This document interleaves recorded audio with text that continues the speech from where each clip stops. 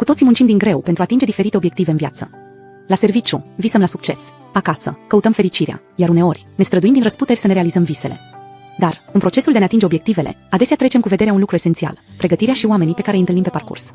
Înainte ca Iosua și israeliții să poată cuceri țara Canaan, el a trimis 2 spioni în orașul Ierihon.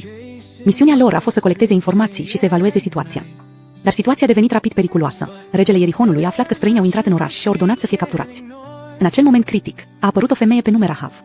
Ea nu doar că le-a oferit un loc unde să se ascundă, ci a ajutat să părăsească orașul în siguranță. Ajutorul lui Rahav nu a fost întâmplător. Nu a fost o coincidență.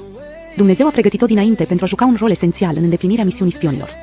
Această poveste ne amintește că, atunci când ne străduim să atingem un obiectiv sau ne confruntăm cu un moment important în viață, Dumnezeu adesea pregătește calea pentru noi, trimițând oameni așteptați să ne ajute. Uneori, găsim sprijin în locuri la care nu ne-am fi așteptat niciodată. Un antreprenor poate întâlni un mentor care îl ghidează. În momente dificile, putem întâlni un prieten care ne încurajează și ne întărește. Aceste întâlniri nu sunt doar noroc, ele sunt parte din harul lui Dumnezeu și din planul lui pentru viața noastră. Pentru Rahav, acea întâlnire cu spionii a schimbat și ei viața.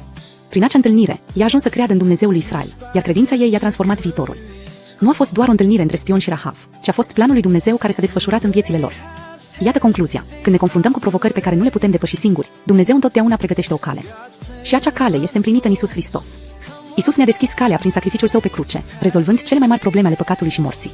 Chiar și astăzi, El continuă să ne ghideze prin oamenii pe care îi întâlnim și prin circumstanțele pe care le trăim. Te confrunți cu provocări sau decizii dificile în viața ta.